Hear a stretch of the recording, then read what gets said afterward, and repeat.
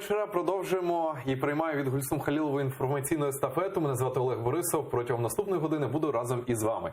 Звісно, піднімаємо найактуальніші питання, які стосуються нашої країни безпосередньо, так само, як і тимчасово окупованого Криму. Ну а темою сьогоднішньої розмови будуть, зокрема, вибори. І саме ми сьогодні вирішили запросити у нас до нашої студії в гості Тараса Коновала. Він є кандидатом у народні депутати України. Вітаю вас. Добрий вечір. Дякую, що прийшли. І знаєте, одразу хочу сказати нашим глядачам, чому ми вирішили запросити Тараса Коновала. Справа в тому, що Тарас Коновал, він є кандидатом у народні депутати, але зараз дуже популярне стало таке слово серед кандидатів у народні депутати – це клони. Так. Клон. Так. Я зараз прошу наших режисерів вивести партійну символіку, логотип Тараса Коновала, його партії на екран. Давайте подивимося. Ще не партії, ще громадська організація. Громадської організації, перепрошую. Так, ось ми бачимо логотип Тараса Коновала. А зараз покажіть, будь ласка, логотип партії «Слуга народу». Зе-команда. Дякую. Дякую нашим режисерам. Отже, ви побачили щойно два логотипи. Вас у соціальних мережах, зокрема, я особисто бачив, вас звинувачували у тому, що ви склонували партійну символіку. Таких випадків вже траплялося багато. Скажіть, будь ласка, що це таке і чому ви так зробили? Ну, оскільки я адвокат і юрист, то першим вважаю за необхідне поговорити саме в юридичній площині. Зазначений логотип, який ви бачили, він захищений правом інтелектуальної власності, належить мені, це по-перше. А по-друге, якщо вам відомо, достатньо в інтернеті багато інформації відносно кого були пред'явлені позови чи певні скарги. До мене жодних претензій у письмовому вигляді або яких формалізованих документів не надходило. Тому я вважаю, що я жодним чином не порушую право і я не бачу в цьому проблеми. Яка мета? Тому що до чого я це питаю? На виборах президента України був такий Ю. Тимошенко. І була така Ю. Тимошенко. Юрій і Юлія. Одні політологи, експерти казали, що таким чином хочуть переманити, сподіваючись на людей, які можуть переплутати ім'я, прізвище, і таким чином якусь кількість виборців переманити собі, аби не дісталось іншим. Чи можна сказати так про ваш випадок? Тому що реально ваші логотипи дуже схожі. Ні, в якому випадку. Послухайте, в разі пропоную перейти в етичну сторону цього питання. Ну, дивіться, певним чином мені іноді деякі коментарі читаю у Фейсбуці, де зазначають про те, що технічний кандидат, чи там Зе-команда, чи ще щось. Наприклад, один з інших з моїх логотипів, де голосую за, саме за, а не зе. І це різні речі. Щодо кольорів, послухайте, у нас нема заборони щодо використання кольорів.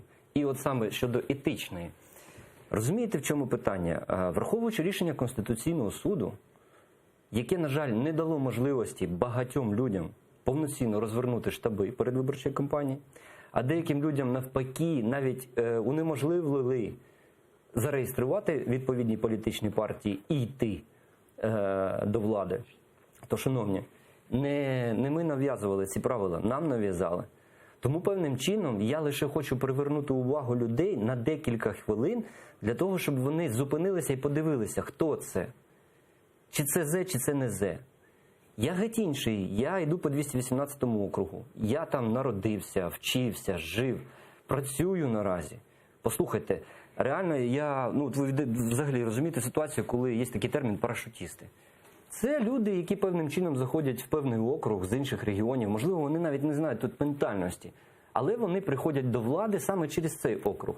Я вважаю, що, слухайте, це мій рідний край. Більш того, мої внутрішні переконання мені говорять, що це певним чином моя відповідь команді Зе. На відміну від них або від інших, не знаю, я не маніпулюю суспільною думкою. Немає необхідності в цьому робити. Гарно прокрутили серіал, на цьому прийшли до влади. Шановні, життя – це не комедія і не фільм. Тобто ви себе технічним кандидатом не вважаєте? Я не технічний. Я реальний справжній кандидат у депутати. Я реально хочу змін в країні. Я більше не можу сидіти осторонь і тому вирішив іти. На жаль, часу обмаль. І яким чином я ще можу привернути увагу до себе? Якби вибори були в жовтні, я би певним чином тактику змінив. Але наразі Добре, яка ваша мета піти на вибори? Ну, зрозуміло, що всі хочуть йти на вибори, змінити систему, покращити життя, зменшити тарифи. Всі це чули дуже часто. Ваша головна мета піти на вибори, ну і звісно, за який сектор ви хочете боротися, маю на увазі, які законопроекти першими будете писати, подавати, яка мета взагалі, що саме змінити? Це закон, можливо, чи тарифна ситуація, будь-що, будь ласка. От на відміну від моїх опонентів, на моєму сайті вже є розміщені законопроекти, а також відео в цій частині, де я пояснюю, що ми хочемо змінити. В першу чергу я говорю про повернення районних рад в місті Києві. Це достатньо важливе питання. Наразі я запропонував до широкого обговорення розмежування компетенцій між Київською міською радою та районними радами. Якщо колись, коли були районні ради, люди в Святошинському районі приходили, знали, де на проспекті Перемоги адміністрація і де рада, вони приходили, знаходили депутатів і з ними говорили. А що ми маємо зараз? Я можу привести вам простий приклад. Уявіть собі село, в якому є сільська рада. Є ставочок в цьому селі. І все життя місцеві жителі ходять там рибалять. А потім прийняли закон, сказали, шановні, більше в селах сільські ради не потрібні. Все, прибрали. Наче нормально, да? А тоді рибалки приходять до ставка порибалити і кажуть, вибачте, будь ласка, районна рада заборонила. Ми здали в оренду. Ще якісь підстави. Нам потрібно повернути депутатів в райони і приземлити їх певним чином. Більш того, ми пропонуємо таку структуру, коли голова районної ради буде призначатися президентом, головою адміністрації. Бо голови адміністрації районних – це теж певним чином ті самі парашутісти. Будь-яка людина з будь-якого регіону, я нічого проти не маю, чесно. Дуже багато порядних і таке інше. Але, напевно, можливо, треба говорити про певну ментальність людей. Всі ж відрізняються один від одного. Неможливо порівнювати галичан з луганчанами. Така ситуація. Це один з перших. Щодо, там ще декілька кроків, я буквально так, відносно мафів, велика проблема.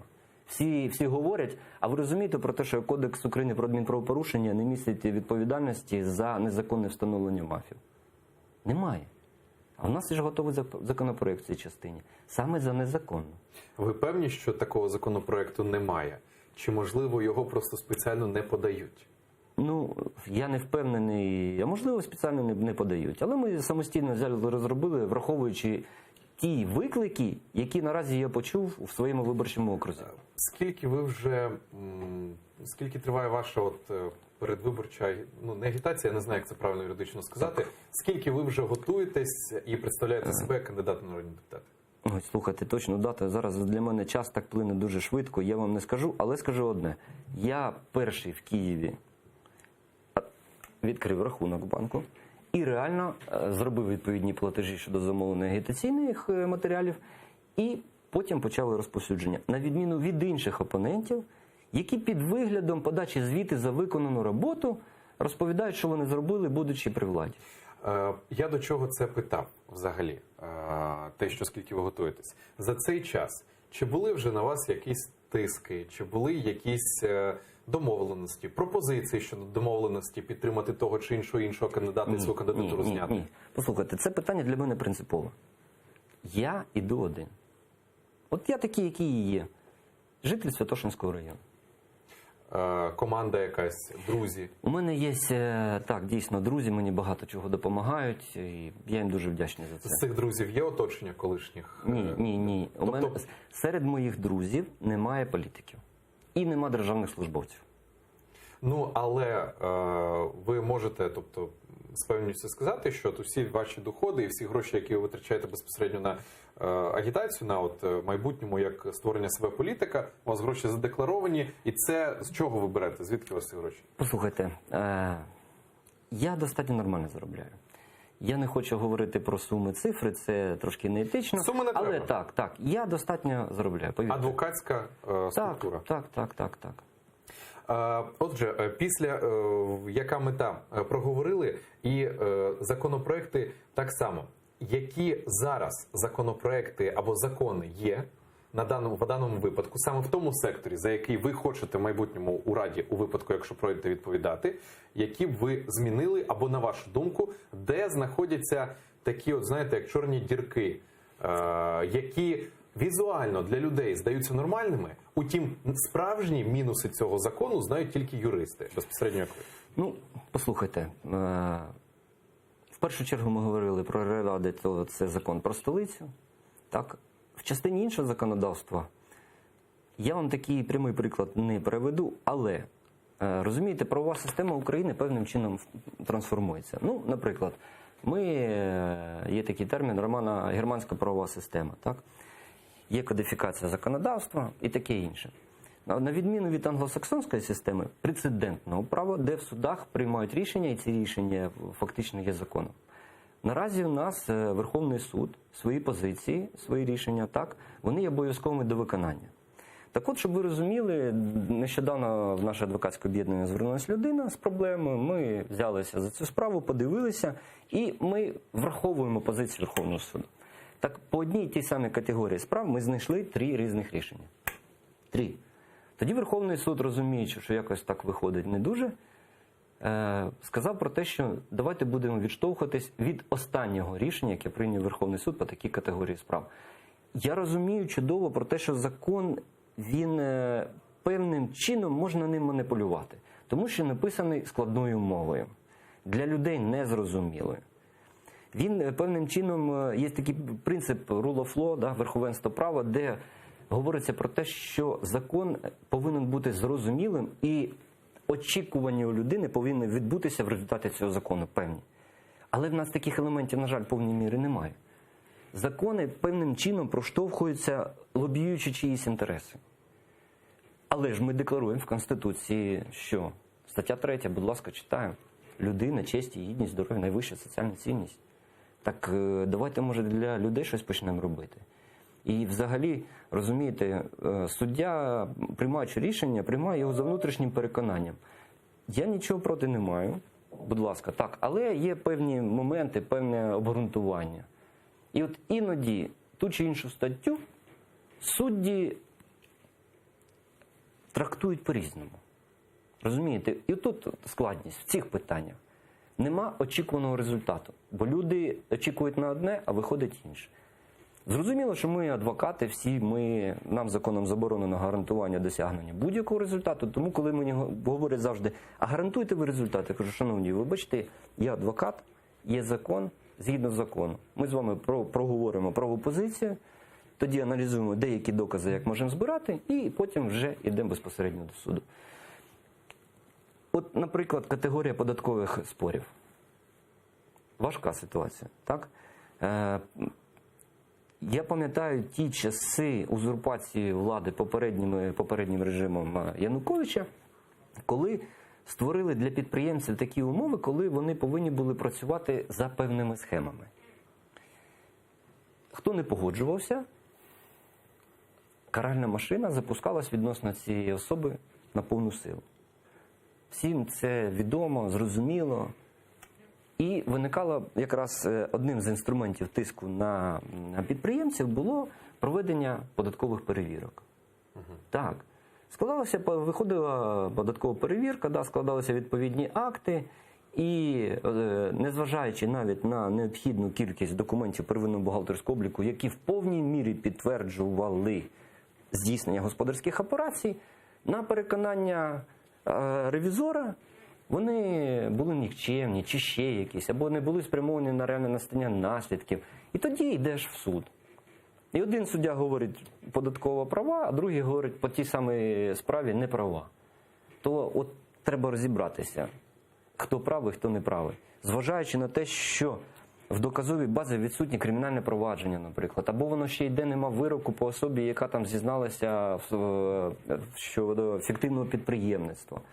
І це тяжкі такі важкі моменти, коли, на жаль, Феміда іноді, я так розумію, привідкриває трошки око і дивиться, що там, як відбувається. Тобто я правильно розумію, що нині у деяких законах, зокрема, є такі от прогалини, яких звичайний громадянин не бачить. Я маю на увазі без юридичної освіти. Бувають. Але і зараз я би не хотів про це говорити. Зараз мова не про то. Складності в адвокатській професії є, в будь-якій юридичній спеціальності так само є складності. До речі, я просто хочу все переводити до суспільства, до громади, до соціального такого питання. Тобто, от я маю на увазі, яким чином, от у випадку вашого походження в Раду, безпосередньо в юридичній сфері, це тим чи іншим чином, яким саме людям це зможе допомогти, Дивіться. з якими проблеми стикаються у судах. Так. Але ми говоримо першочергово не про судову систему. Якщо в частині судової системи, в мене також є думка, наприклад, в місті Києві недостатньо суддівського складу. І навіть зараз є вакантні посади, да, відкрили, що можна туди добрати суддів. Але послухайте, реальне навантаження скажене. Наприклад, в інтересах свого клієнта в районному суді ми пред'явили позов в квітні, а перше засідання назначено аж у жовтні. Вибачте мене, в мене за мою практику, навіть був такий випадок, ну це дуже взагалі прикро, бабуля, поки судилася, віддала Богу життя. На жаль. Жах. А це чому? Бо недостатньо кількості суддів. Більш того, ми пропонуємо збільшити в якому форматі? Суддів можна ж обирати. Правда? Можна ж трошки обрати суддів, якусь кількість добрати. І саме, щоб це були виборні посади, розумієте? Можна обмежити категорії справ, які вони будуть розглядати. Якісь легенькі, такі. Треба робити це, щоб розвантажити суди. Я розумію, я в регіони так само приїжджаю, там от кожен процес, як книжечка пише, вчасно, розглядається все так, як треба. Бо там нема високого навантаження. В Києві це нагальна велика проблема. Це ненормально, коли я і мої колеги приїжджаємо в апеляційну інстанцію і там по 5 годин чекаємо, коли розпочнеться судове засідання. Я не можу витрачати свій час на черги. Тим паче, коли йде судовий процес, платяться судові збори на користь держави. Так навіть якщо це розглядати з точки зору, так би мовити, це не послуга. Так би мовити, ще раз кажу. Тому потрібно в цій частині також щось рухатись, щось робити, щось змінювати. Судова реформа... План є. Певний план є, так, дійсно. Продовжуючи тему політики, заходження у Раду, цього разу на цих виборах бачимо дуже багато людей, зокрема екс-політиків, екс-нардепів, зокрема ті політики, які тікали з країни ще 5 років тому, а зараз вони повертаються. Ваша особиста думка щодо того, чи вважаєте ви взагалі те, що відбувається, початком проросійського реваншу? Чи він, можливо, вже почався? Ваша думка? Та він і не закінчувався ніколи. Ну, об'єктивно, він ніколи не закінчувався. І нам треба розуміти про те, що він, напевно, і не буде закінчуватись. І ми повинні бути завжди готові тут. Але це дуже такий поганий сигнал про те, що повертаються такі люди. Поганий. І більш того, ми бачимо бездіяльність тих органів правоохоронних, які зобов'язані були. І тут певним чином на руку грають суди, які скасовують ті чи інші процесуальні рішення, які були прийняті в рамках кримінальних проваджень, напевно. Правда? Бо інакше б людина просто не змогла приїхати в Україну. Тому цей реванш, він був, є і, на жаль, буде. Просто про нього гучно так не говорили. Можливо. Ну, можливо, але ви розумієте, що ми до кінця ж не знаємо кожну особистість. На жаль. Хто є патріот, хто є не патріот, хто псевдопатріот. Але, знову, повертаючись до проблематики, хто задав темп бігу? Явно ж не ми з вами. Комусь було вигідно рішення Конституційного суду. А там, до речі, рекомендую всім моїм колегам і взагалі всім, хто цікавиться, почитати окремі думки 2 суддів. Вони там пишуть, чому указ не конституційний. Тож, хто переформатував поле політичної гри? Хто його зробив під себе, користуючись високим ступенем рейтингу? Ну, не ми з вами. Але користуючись цим, і інші також хочуть повернутися. Більш того, розумієте, дивіться, є список, да, від відомої команди. 200 людей. Якщо я не помиляюсь, там приблизно лише 10% або до 10%, навіть 22 людини, по-моєму, вони є членами партії. А інші? Ну, тобто маємо 11 друзів Волшина, 22 товариша Зе. Ну, послухайте, те саме стосується мажоритарки. Я прошу всіх виборців дуже уважно дивитися, яка політична сила виставила якого кандидата. Це дуже важливо. лозунг – це одне. У нас, на жаль, змінюються кольори, і хамелеони під них змінюють свій колір. Будь ласка, уважно дивіться, хто є хто. Хто що робить, хто що зробив, хто з яким мотивом іде, яка в нього освіта, до речі. Життя – це не комедія і не серіал, який ми споглядаємо з телевізорів. Життя – це реальні речі, реальні проблеми, з якими треба боротися. Але в цій частині необхідно дійсно перезапустити повністю політичну систему. Всі говорять про те, що повинні прийти нові обличчя, але при цьому що говорять? Ми також підемо і допоможемо молодим. Послухайте, може не треба допомагати молодим? До речі, відносно молодих, ініціативних, таких багато, і рішення Конституційного суду поставило крапку на можливості їхньої політичної кар'єри. Бо певним чином люди розраховували йти в політику саме на вибори осінню. Я так розумію, Роман Безсмертний не встиг зареєструвати свою політичну партію? Певним чином, напевно, ні. Дуже багатьох людей, на жаль, позбавили цієї можливості. Реальних патріотів і реальних людей, ідейних, які хочуть змінювати. Тому реваншисти, користуючись цією нагодою і, можливо, наперед запрограмованою схемою, зробили це. Так, повертаючись до питання, клон чи не клон. Етичність. Питання етичності хто порушив? Я чи вони? Не можна маніпулювати суспільною думкою. І немає в цьому потреби. Я розумію, що коли б проходили дебати, нині діючий президент говорив речі словами виклики людей, які говорили. Безумовно, це правильно, всім наболіло. Дійсно, треба зміни політичних еліт. Більш того, подивіться, що декларувалося і що робиться. На жаль, пройшов невеликий проміжок часу, і фактично нема чого аналізувати в повній мірі. Але декларувалося багато. І заробітні плати вчителям, і таке інше. Я колишній вчитель, я чудово розумію, який рівень заробітної плати у вчителів. Це жахливо. Мізерний, так. Так, яку систему ми створюємо з вами? Якщо подивіться на комітети Верховної Ради, 28 комітетів, якщо не помиляюсь, то сама велика кількість осіб – це питання митної політики, податкової, тоді питання пов'язані з надрами України. Подивіться на комітет освіти і науки. Якщо не помиляюсь, 6 осіб, а в цих попередніх двох, яких більше 30. Яку державу ми будуємо? Треба вкладати в знання. Чого ми це не робимо? Бо, можливо, нам тоді простіше, не нам, верніше, а політикам простіше управляти людьми. Якби на той час, коли я був студентом і маючи такі потужні інструменти, які сьогодні доступні для всіх, YouTube, будь ласка, безліч безкоштовних ресурсів знань.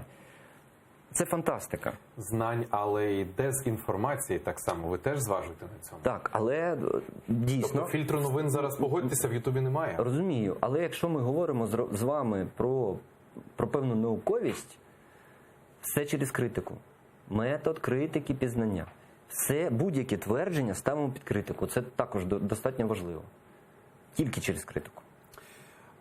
Я хочу нагадати нашим глядачам, що ми нині спілкуємося з Тарасом Коновалом. Він є кандидатом в народні депутати України.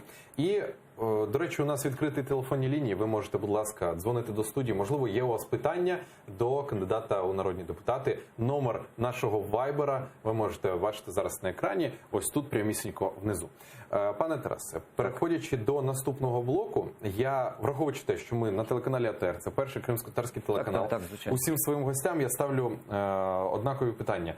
Ваша і громадянська, і одночасно як майбутнього політика у випадку проходження до Ради, позиція щодо Криму? Крим – це Україна. Це чітка сформована позиція. Згідно закону України? Так, безумовно. Який бачите план деокупації? Точно не військовий. Реально треба дипломатичний шлях, а також збільшення санкцій відносно окупанта. Проте, повертаючись до цієї проблематики, цікаве питання. Да? 5 років, от зараз бачимо, яка ситуація в Парижі відбулася. Угу. Виникають питання, чому так сталося? Велика політика, геополітика, велика гра. Європі потрібно дешеві ресурси, дешева сталь, і таке інше, постачальником яких є Російська Федерація. Україні потрібна вільна, реальна Україна. Да? Нам всім потрібно демократично зберегти свої кордони, щоб все було добре. Але кредит довіри за 5 років, який нам дала Європа, що ми з ним зробили? Чи виконала Україна те, що обіцяла? Чи реально доведені реформи, які були декларовані? Я чудово розумію, що багато реформ здійснено, але не до кінця. І певним чином вони не сприяють. Ви самі чудово, ви як журналіст, бачите всі ці ситуації, які вточилися навколо оборонки. І, це жахливо. Я це бачив, але маю право, згідно правил журналістики, тримати баланс і чітко відходити від рішення суду. Тому що саме суд вирішує, хто винен, хто ні. А інші ті журналістські розслідування, які були представлені, так, це журналістські розслідування, все має право бути, але знову ж таки, згідно правил журналістики, я не маю права звинувачувати тих чи інших. Добре. Рішення суду не було. Так. З юридичної точки зору це правильно. Добре, я вам скажу інакше. Мені, як адвокату, певним чином стала відома певна інформація. Тому я розумію, на жаль, про те, що відбувалося. От і все. Я отак от скажу. На жаль. Хоча я реально вірю, що дійсно було певним чином покращення. Багато там послуг зробили таких, перевели в електронні реєстри, будь ласка, безкоштовний ключ, цифровий, роби собі, хочеш тут подивись, хочеш тут. Супер. Але не для всіх категорій громадян. Для бабусь, наприклад, вони не розуміють, що робити з комп'ютером, правда? У них інше життя. То може і тут треба допрацювати якось, да? Для осіб похилого віку. Щодо Криму. Вкрай тяжка ситуація саме з кримськими татарами. За своє життя я мав справи в Криму, в судах. І в мене там є друзі. На жаль, я зараз також не ризикую пересікати державний кордон. Адміністративну межу. Так, вибачте, адміністративну межу. Бо певним чином, і в Росію навіть, бо колись там родичі жили матері, тому, І проблема яка? Створюються штучні умови для притягнення до кримінальної відповідальності кримських татар. Наразі до мене звернулися родичі мого близького знайомого, якого я дуже поважаю, людина у віці. І він наразі тяжко хворіє, але він зараз знаходиться в слідчому ізоляторі. На жаль, клопотання щодо проведення медичних освідувань, а також прокладення в лікарню, не розглядаються судами, порушуються його права. І в цій частині, розуміючи свою відповідальність, я звернувся до своїх колег, відомих достатньо колег, не хочу говорити їхні прізвища, щодо можливості їхнього вступу в цю справу. Певні домовленості вже є, тому, я думаю, все буде добре. Але кримінальний процес Російської Федерації, на жаль, передбачає таку можливість доведення вини, як анонімні повідомлення певні.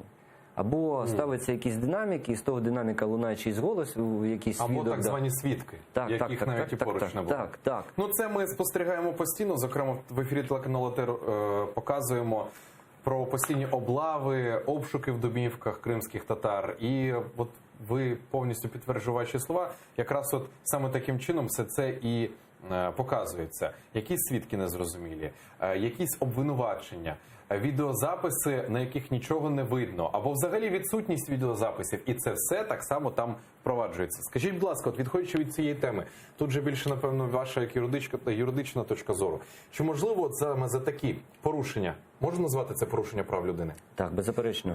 Чи можна, і чи можливо взагалі у майбутньому ці порушення прав людини, за ці порушення прав людини притягнути до відповідальності безпосередньо агресора, окупанта, який нині у Криму? Питання, розумієте, як ви бачите, Російська Федерація в частині рішень Європейського суду з прав людини що сказала? Що вони не обов'язкові до виконання. Тобто певним чином абстрагуються від цієї системи, хоча в рамках Ради Європи їх знову запрошують до Парижа. То ви бачите, яка ситуація відбувається. Можливо, в майбутньому, але це вкрай важко буде зробити. Бо я не бачу такого механізму. Так, санкції, тільки санкції. Треба економічно обмежувати агресора.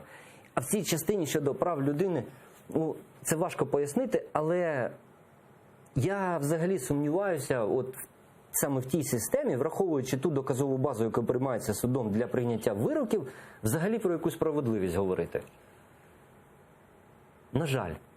З своєї частини, наприклад, я зараз предвиборча гонка, але одразу, як вона закінчиться, я виділю час, яким чином в форматі я можу допомогти цій людині, да, яка зараз в СІЗО знаходиться, саме захищаючи його, наприклад, як громадянина України. Бо він громадянин України. Яким чином я можу дійти до Європейського суду чи до якихось інших, да, щоб отримати саме те рішення, яке допоможе вийти цій людині реально на волю. Зокрема, з Володимиром Балухом, Олегом Сенцовим схожі ситуації, тому що вони є громадянами України. І, по суті, за їх проукраїнську позицію так само їх і звинувачують. І в цій державі, беззаперечно, в цій ситуації, беззаперечно, повинна втручатися держава. У нас є система органів безоплатної правової допомоги, да, створена. Але, здається, Міністерством юстиції України, так, правда? але, от тут треба реально кваліфікованих адвокатів і юристів-міжнародників, які цим питанням будуть займатися.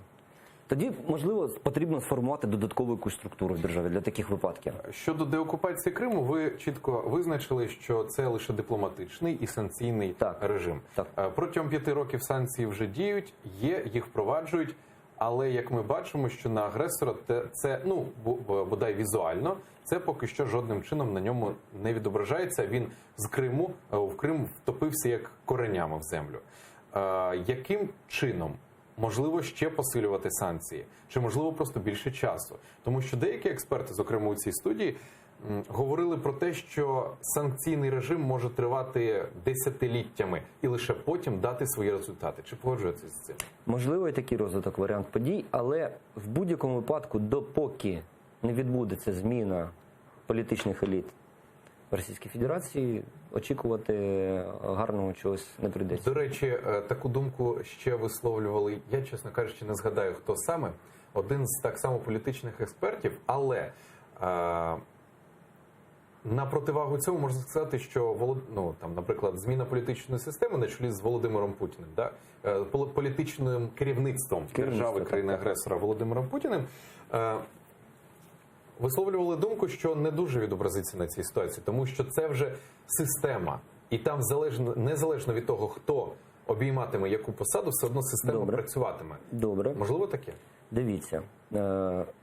Всім зрозуміло про те, що санкції певним чином діють. Да? В якому форматі вони діють? Відносно конкретних особ, так? Але не потрібно забувати, як сказали наші друзі Сполучені Штати Америки, до речі, вітаємо їх сьогоднішнім святом з Днем Незалежності. І вони що говорили? Ви можете там говорити і робити все, що ви хочете, але ваші гроші у нас. І на сьогоднішній день в рамках організації FAT, Financial Action Team Force, в рамках розроблених правил BEPS і таке інше, ці кошти, які знаходяться за кордоном громадян Російської Федерації, Сполучені Штати Америки чудово знають де. І певним чином можуть впливати. Заморожувати чи вчиняти там якісь інші дії, да? Якщо побачать, що там є елементи відмивання цих коштів, money laundering. Угу. І ця система за кордоном працює доволі потужно.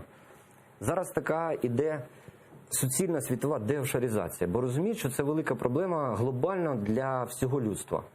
Ну, наприклад, такі дуже відомі компанії з цифрового світу, які виробляють і телефони, і всяку різну техніку, а інша така схожа компанія, але розробляють програмне забезпечення. Вони зареєстрували свої компанії, якщо не помиляюся, для європейського ринку в Ірландії. Чому? Бо найменше навантаження податкове. То Європейський Союз що сказав? Слухайте, ні, так ситуація не буде відбуватися. Ми розуміємо, що там економіка не дуже добре працює, але враховуючи такі обороти, давайте підходьте сюди і тут будете платити. Тому всім, от реально, Сполученим Штатам Америки відомо, хто є хто і де в нього що лежить. І певним чином, можливо, ці механізми ще будуть запущені додатково.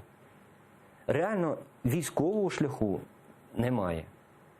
На жаль. Ну, це їх велика кількість, розумієте? І озброєння у них потужне. Я розумію їхні ці імперські замашки, що хочуть повернути Радянський Союз. Але нам наразі треба об'єднатися всім українцям навколо нашої реальної глобальної ідеї. Для того, щоб протистояти зовнішньому ворогу, для того, щоб протистояти внутрішнім протиріччям і боротьби з гідрою, з внутрішньою, повернути кредит довіри Європи і розбудовувати нормальну державу. Дмитро Снігирьов так само в ефірі цієї студії казав, що Росія, вона завжди весь час свого існування жила в так званому військовому стані.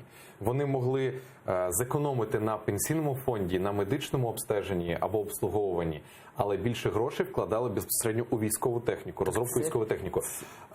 Української армії взагалі, якщо я не правий, виправте мене, її практично не було в такому стані ще до Майдану. Так. Її свідомо розвалювало.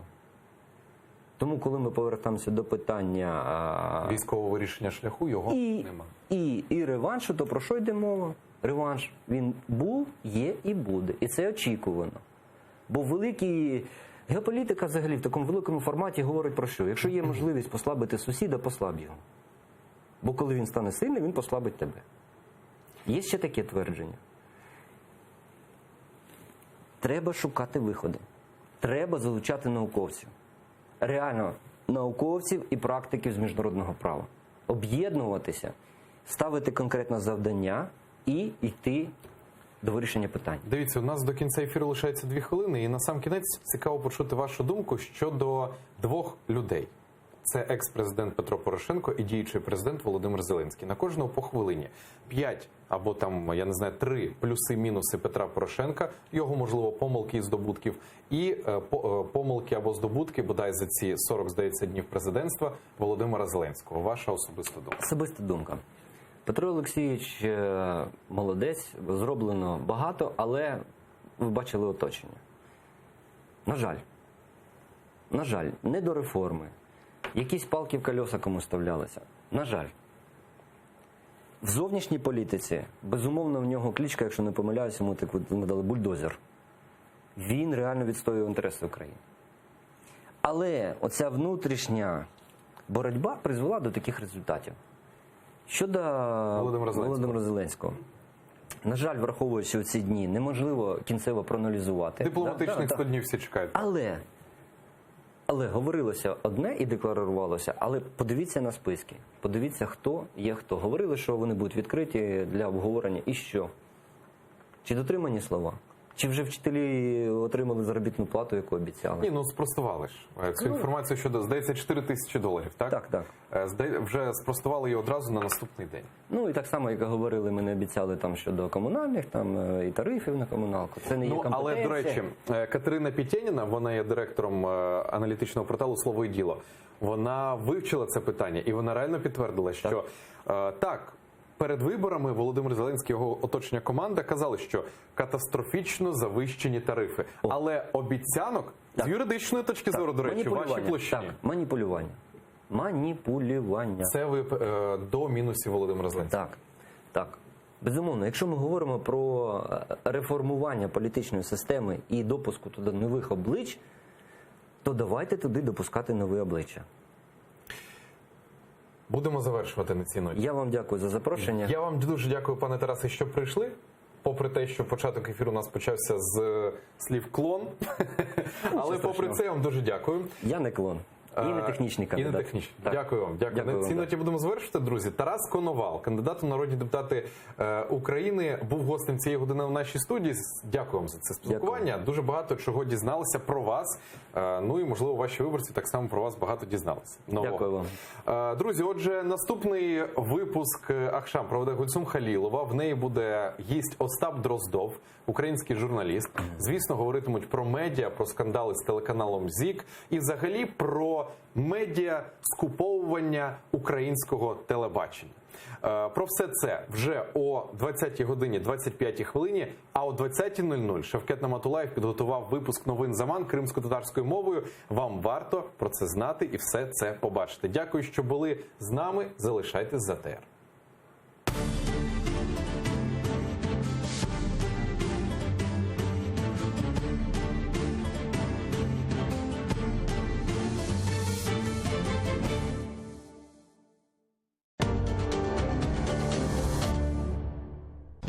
Сьогодні у Прайм Скрипін Сергій Власенко.